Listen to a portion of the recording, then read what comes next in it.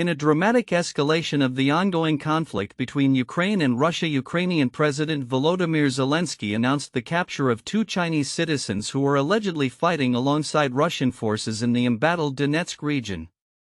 This revelation raises significant questions about China's involvement in the war and its implications for international relations, especially amidst a backdrop of heightened tension and ongoing diplomatic efforts for peace. Zelenskyy made the announcement on April 8, 2025, stating that the 2 captured individuals were found with identification documents, personal data, and bank cards. "We have information that there are many more Chinese citizens in the occupiers' units than just 2, Zelenskyy asserted, emphasizing the need for immediate clarification from Beijing regarding the situation. He expressed concern that the involvement of Chinese nationals in the conflict could undermine China's credibility as a permanent member of the United Nations Security Council, particularly given its stated neutrality in the war. The capture of these Chinese citizens, as noted by military analyst Michael Clark, could prove to be a significant embarrassment for Beijing. Clark remarked, "If these individuals are merely mercenaries, it is embarrassing for China, but doesn't extend beyond that. However, if they are acting under official orders from the Chinese government, it would represent a serious legal breach and complicate China's position dramatically." This incident not only challenges the narrative of China's neutrality but also suggests a deeper entanglement in the conflict that could provoke international backlash. While the exact circumstances surrounding the captured individuals remain unclear, the implications for China's foreign policy are profound. The Ukrainian government has summoned China's chargé d'affaires to demand an explanation, highlighting the urgency of the situation. In a broader context, the war in Ukraine has already strained relations between China and Western nations, with Beijing accused of enabling Russia through economic support and technology transfers. Moreover, the announcement comes amid reports that Russian forces are making territorial gains, with claims that they are close to regaining control over the Kursk region. Russian officials have loudly asserted that they are on the verge of reclaiming territories lost to Ukrainian forces, intensifying the military competition in the region. As the conflict continues, the general atmosphere remains charged with emotions, particularly in cities like Kryvyi Rih, where the community mourned the loss of 20 civilians, including 9 children, from a recent missile strike. Local officials have demanded the world's outrage, illustrating the human cost of the ongoing war and the desperation for international intervention. In the diplomatic arena, the United States has indicated it will not tolerate violations of any proposed ceasefire agreements and has urged Russia to engage in good faith negotiations. U.S. President Donald Trump has expressed dissatisfaction with the ongoing violence and has called for an end to the bombings, stating, "We'd like them to stop. I don't like the bombing." The situation remains fluid, with further developments expected as Ukraine seeks to clarify the involvement of Chinese nationals in the conflict while balancing its own military strategy against Russian advances. As the world watches, the intersection of military engagements and diplomatic negotiations will be crucial in determining the future trajectory of the war and the geopolitical landscape of Eastern Europe.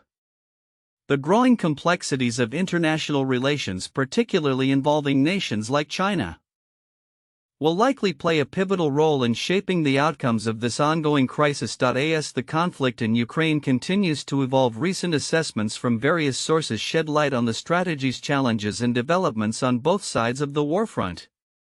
The Institute for the Study of War (ISW) released its latest analysis on April 7, 2025, detailing a range of military activities and diplomatic tensions that are shaping the battlefield and political landscape.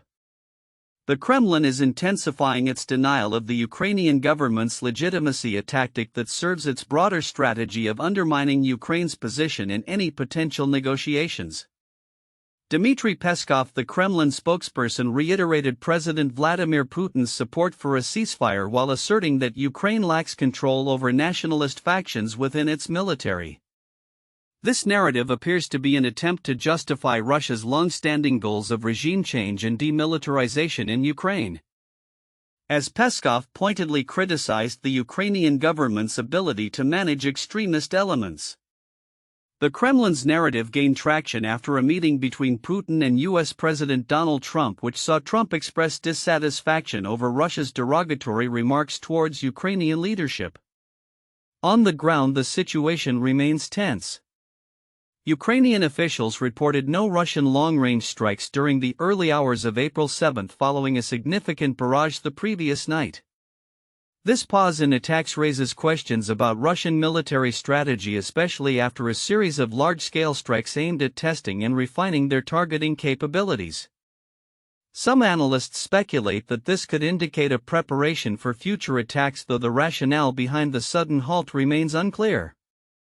Amidst these military operations, Ukraine's European allies are ramping up domestic production of military material, particularly ammunition. In response to ongoing shortages, German defense manufacturer Rheinmetall announced plans to acquire a nitrocellulose producer to enhance its production capabilities for artillery shells. This move highlights the urgency with which European nations are addressing their ammunition supply issues, which have been exacerbated by reliance on foreign sources, particularly from China. In another significant development, Russian authorities likely facilitated the removal of a prominent insider channel from Telegram, marking a continuing effort to control the narrative within the Russian information space. The channel VCHKOGPU had provided insights into Kremlin dynamics and criticisms of the government, which may have prompted its deletion. This incident illustrates the Kremlin's increasing crackdown on dissent, particularly in digital platforms where independent voices can challenge the official narrative. As hostilities continue, Russian forces have made some advancements in strategically important areas such as Belgorod and Kursk oblasts.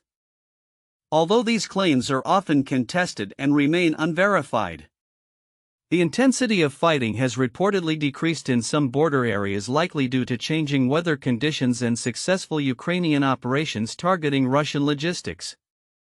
The situation in Ukraine's airspace is equally dire, with the Ukrainian Air Force facing upgraded Russian missile and drone capabilities. The recent shortage of US-made Patriot missiles has left critical gaps in Ukraine's air defense, prompting officials to express concern about the effectiveness of their defenses against increasingly sophisticated Russian attacks. The transition from mass missile strikes to more focused operations utilizing upgraded drones poses a new set of challenges for Ukrainian forces. In a notable tactical success, Ukrainian forces recently shot down a Russian Merlin VR drone valued at over $300,000, highlighting the ongoing struggle for dominance in aerial operations. This drone, equipped with advanced reconnaissance capabilities, exemplifies the technological arms race occurring in this conflict. As we look ahead, the potential for a decisive Russian offensive looms, underscored by the deployment of 30,000 combat-ready troops in the Donbass region. Concurrently, peace negotiations appear stalled as Moscow continues to add new demands, complicating the prospect of any ceasefire. The situation remains fluid, with both sides adapting to the evolving landscape of warfare, incorporating lessons learned from ongoing operations and responding to the demands of international support.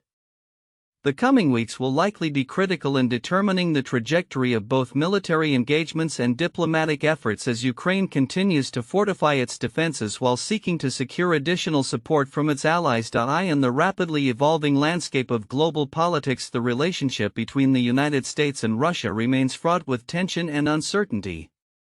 Just as the world is grappling with the ramifications of ongoing conflicts and economic sanctions, recent developments have raised significant questions about U.S. foreign policy and its implications for international stability. As the Biden administration seeks to navigate these complexities, two key stories have emerged that reflect the growing anxieties surrounding U.S.-Russia relations and trade. On one hand, U.S. President Donald Trump's recent tariff announcement, dubbed Liberation Day, has sparked controversy due to its omission of Russia from the list of countries facing increased trade restrictions. The tariffs, which encompass 185 nations, surprisingly exclude Russia, prompting critics to question the president's approach to dealing with the Kremlin. Trump defended the decision, stating, "The reason we are not talking about tariffs with Russia is because we are not doing business essentially with Russia because they are in a war." This sentiment was echoed by White House Press Secretary Caroline Leavitt and economic advisor Kevin Hassett, who emphasized the ongoing negotiations related to the Russia-Ukraine conflict. While the U.S. has imposed sanctions on Russia since its invasion of Ukraine in 2022, the nation still managed to import $3 billion worth of goods into the U.S. last year, highlighting a significant trade deficit. Interestingly, Russia's imports into the U.S. surpassed those from countries like Sri Lanka and Myanmar, which face much higher tariffs. This discrepancy has raised eyebrows, especially as key industries in states like Montana, home to significant platinum and palladium mining, struggle amidst fluctuating prices influenced by Russian market conditions. The state's Republican lawmakers are pushing for a ban on Russian imports of these crucial metals, suggesting that broader economic pressures could lead to more stringent trade policies in the near future. Concurrently, the U.S. is preparing for a critical meeting with Russian officials in Turkey, scheduled for April 10. This dialogue could be pivotal in determining the trajectory of U.S.-Russia relations, especially in light of escalating conflicts and the ongoing war in Ukraine. The urgency of these discussions is underscored by the recent missile strikes in Ukraine, which resulted in significant civilian casualties, further complicating the prospects for peace. Experts speculate on the current administration's strategy and its implications. Political scientist Ivo Dulder notes that Trump's unpredictable stance towards Russia raises concerns about whether the president has a defined red line that would trigger a stronger response.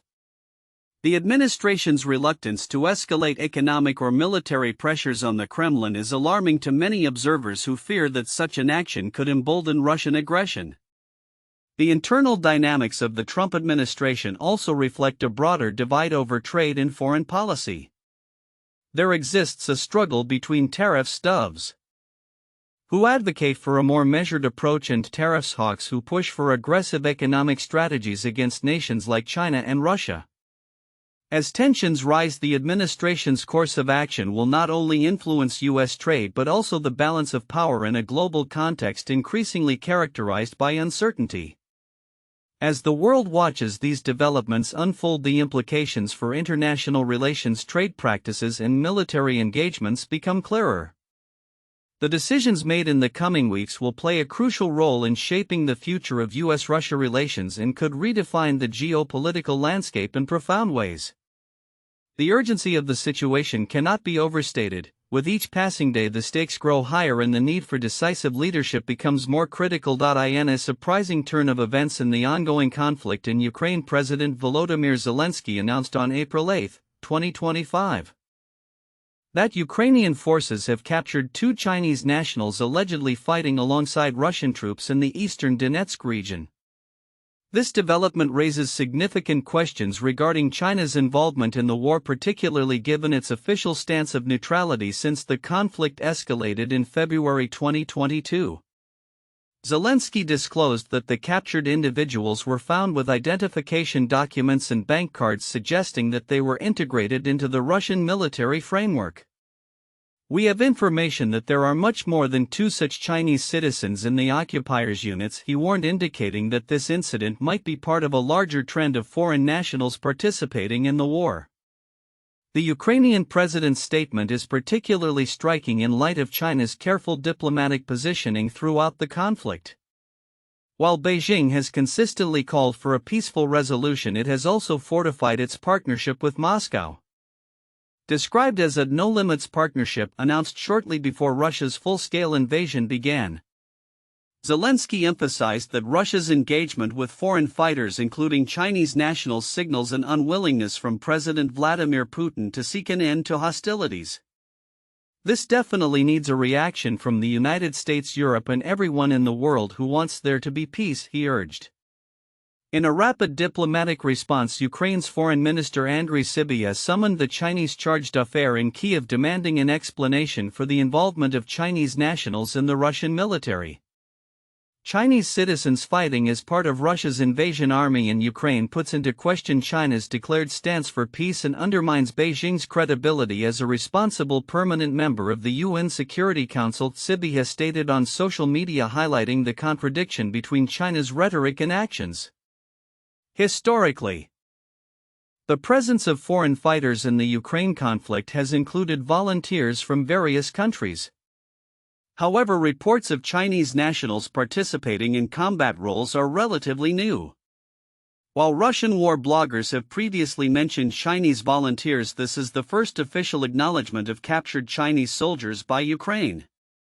Analysts suggest that this development may indeed signal a shift in the dynamics of the conflict. China would be the third country to offer military support to Russia after Iran and North Korea, noted Zelenskyy, underscoring the potential for increased military collaboration among these nations. As tensions escalate, the potential for further military engagement from China raises serious implications for international diplomatic relations and global security. Amid these developments, the broader context of the war remains fraught. Both Ukraine and Russia appear to be preparing for intensified military campaigns in the coming months, even as diplomatic talks continue. Kremlin spokesperson Dmitry Peskov confirmed that Russian foreign ministry officials would engage in discussions with U.S. representatives in Istanbul, although the specifics of these talks were not disclosed. As the situation evolves, the implications of foreign involvement in the conflict could have far-reaching consequences. With China's role in the war now under scrutiny, the coming days may see significant diplomatic fallout and a re-evaluation of international alliances as nations assess their positions in an increasingly polarized global landscape.